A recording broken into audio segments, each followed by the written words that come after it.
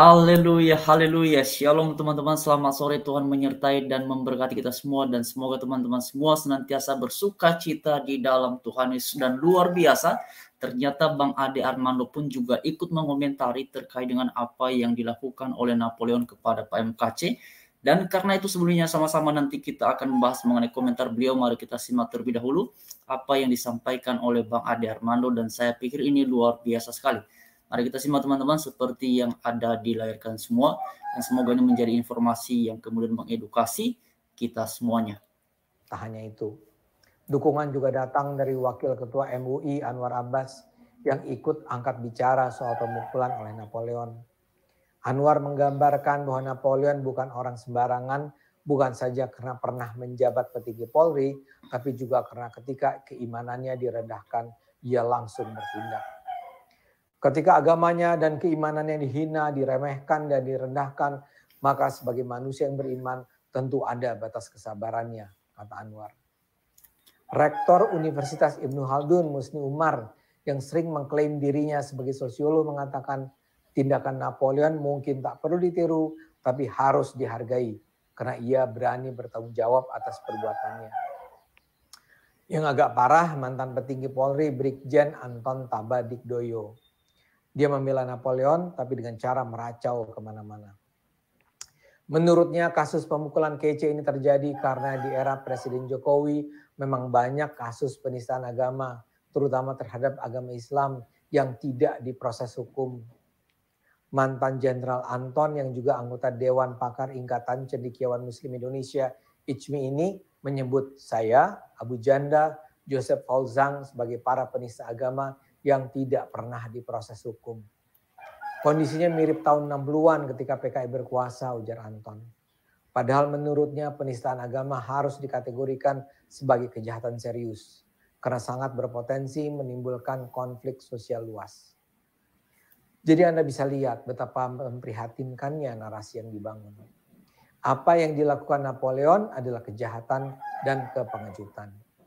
Dia bisa saja marah terhadap kece. Tapi sebagai hamba hukum seharusnya dia sadar bahwa supremasi hukum harus ditegakkan demi kebenaran dan keadilan. Kece kan sudah ditahan, dia akan diadili dan dia mungkin sekali akan masuk penjara. Jadi apa hak Napoleon untuk menghukumnya dengan tangan sendiri? Dan Napoleon melakukannya dengan cara keroyokan. Jadi apa yang bisa memberi pembenaran atas apa yang dilakukan Napoleon di mata para tokoh Islam dan tokoh masyarakat itu? Sekarang saya balik misalnya. Kalau kece boleh dipukuli oleh Napoleon, bolehkah Rizik dipukuli dan wajahnya dilumuri kotoran karena ia sangat menghina agama lain, sementara penodaan agama adalah kejahatan yang luar biasa? Jawabannya tentu saja tidak boleh. Dan itulah yang seharusnya diterapkan dalam kasus kece.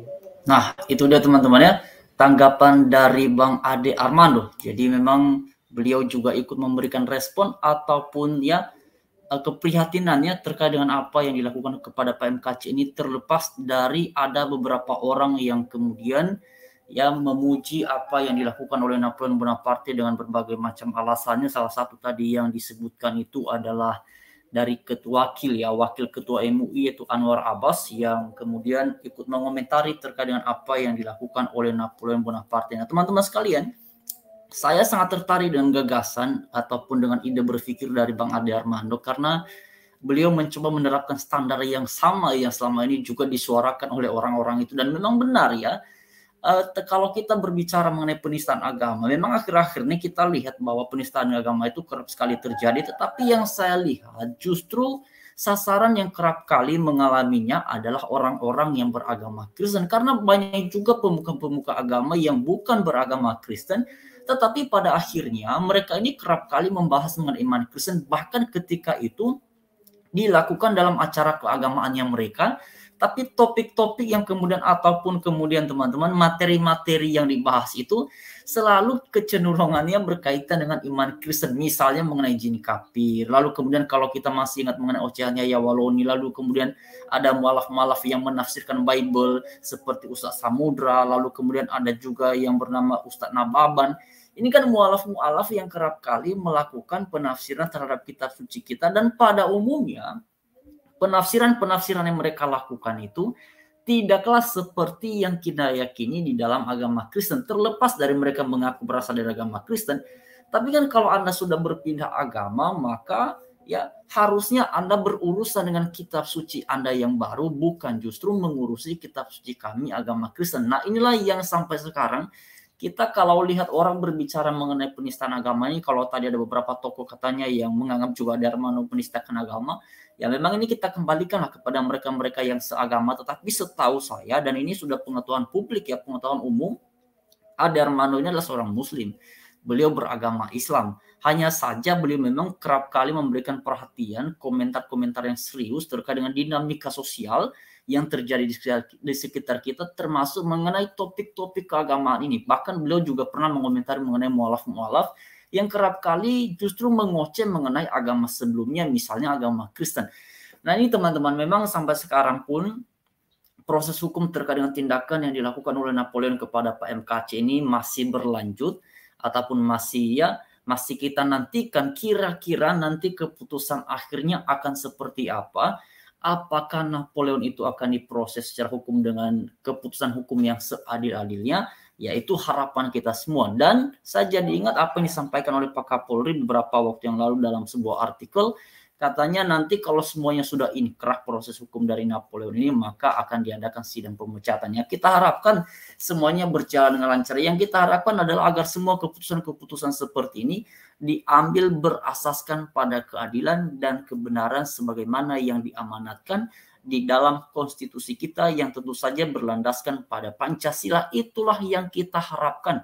Ya, saya secara pribadi teman-teman, dan mungkin ini juga teman-teman sudah sering ya memberikan komentar di media sosial ini, kita di sini ya tidak dalam rangka membela Pak MKC ketika salah. Saya sepakat tadi dengan apa yang disampaikan oleh Bang Ade Armando. Ya, kalaupun melihat KC itu salah, kan ada aparatur hukum, ada orang-orang yang punya kewenangan yang sudah dipercayakan untuk memberikan ataupun memproses Pak MKC sesuai dengan koridor hukum yang berlaku. Jadi insan-insan yang lain itu tidak punya kewenangan yang seolah-olah punya otoritas sehingga bisa melakukan hal demikian kepada Pak MKC. Nah, inilah yang saya pikir harus terus kita doakan bersama supaya pada akhirnya keadilan itu benar-benar berpihak pada yang benar. Keadilan itu benar-benar terrealisasikan secara baik dan dialami secara baik oleh Pak Muhammad KC. Itulah yang kita harapkan dalam situasi yang seperti ini. Jadi apa yang bisa kita lakukan lagi teman-teman, ya dengan terus bersuara di media sosial ini dan dengan terus ya menyampaikan kebenaran, menyampaikan pendapat. Yang penting mari kita melakukannya dengan cara-cara yang Pancasilais, yaitu dengan cara ya sebagai insan yang beradab, karena sila kedua dalam Pancasila kemanusiaan yang adil dan beradab. Nah, ini luar biasa kalau dalam iman Kristen dengan cara hormat dan lemah lembut.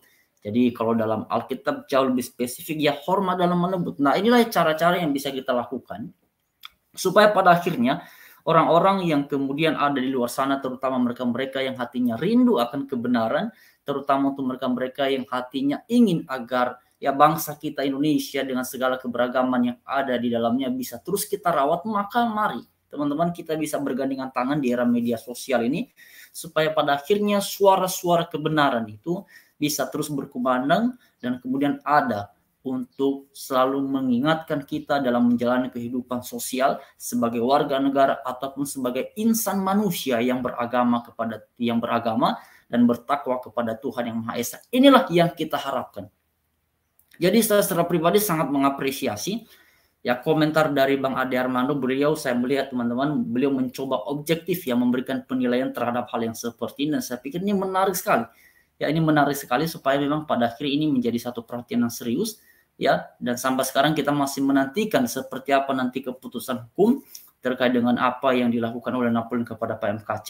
Ya, kita tunggu saja nanti hasilnya, tapi saya yakin dan percaya semuanya bisa berjalan dengan adil kalau ya para aparatur negara ini, para aparatur hukum ini bertindak, bekerja secara profesional dan kemudian mengedepankan integritas dalam hal yang seperti itu yang kita harapkan teman-teman. Ya, itu harapan kita semua. Jadi mari terus doakan yang terbaik untuk bangsa kita, bangsa Indonesia, supaya pada akhirnya bangsa ini bisa menjadi bangsa yang luar biasa, bangsa yang maju dan bangsa yang sejahtera. Terima kasih. Shalom, Tuhan Yesus memberkati kita semuanya. Luar biasa, terima kasih kepada teman-teman sekalian. Haleluya.